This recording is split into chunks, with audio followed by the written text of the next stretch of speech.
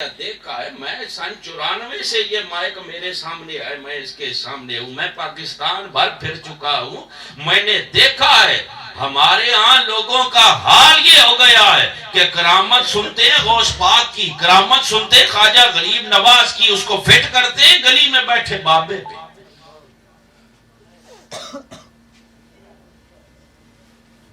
یاد رکھو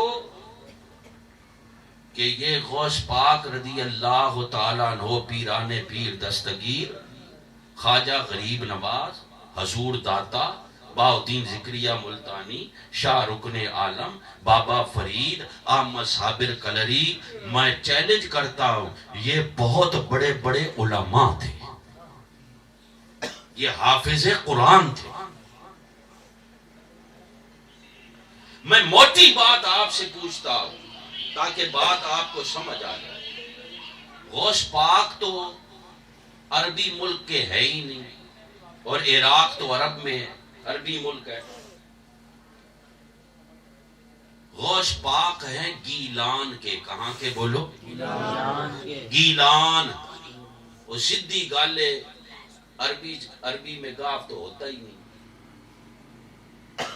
یہ گاف کو بدل کے جیم سے جیلان پڑھتے ہیں کیونکہ عربی میں گاف ہے ہی نہیں، اور بہت سارے ایسے ہیں جو غیلان بھی پڑھتے ہیں، غیر سے بدل دیتے ہیں اہل عرب۔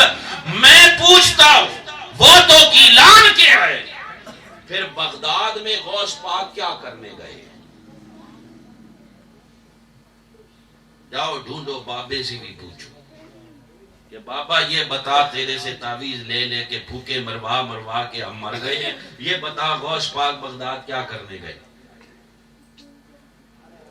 نہ ان کی ماں والدہ محترمہ وہاں کی، نہ ان کے والد محترم وہاں کے، نہ ان کے نانا مبارک وہاں کے، نہ دادا مبارک وہاں کے، وہ کلے تنہا غوث پاک بغداد گئے، کرنے کیا گئے؟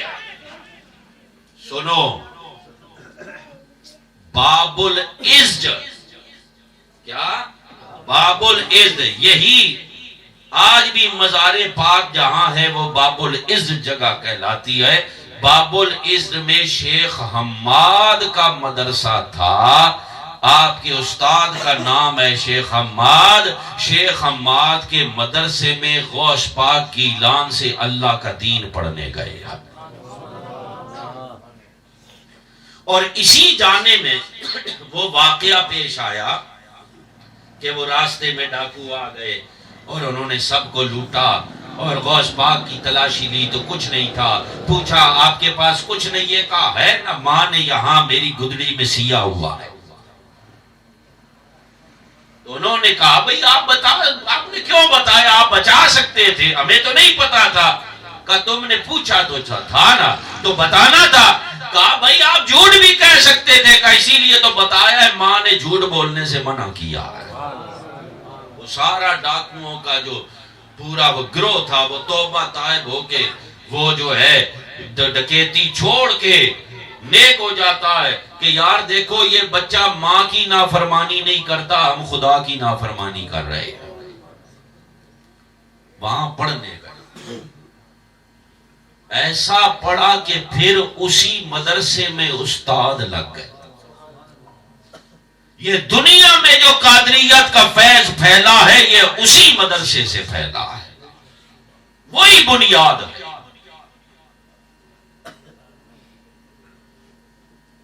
میں اس سے بھی موٹی بات کروں، اصحاب صفا کا چبوترا سنا ہوا ہے؟ کوئی عمرے پر گیا ہے؟ یہاں جو لوگ بیٹھے ہیں کوئی عمرہ کر کے آیا تو ذرا ہاتھ کھڑا کر دیں۔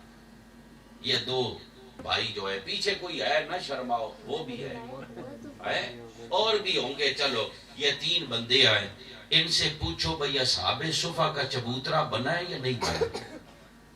وہاں لائنیں لگی ہوتی ہیں، خالی 2 رکعت نماز مجھے یہاں پڑھنے کی مل جائے، ایسا ہی ہے؟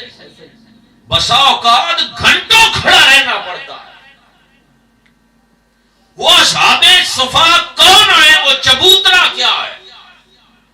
وہ 70 صحابہ کرام تھے، یہ سرکار نے ایک تھلا بنوایا تھا، اس تھلے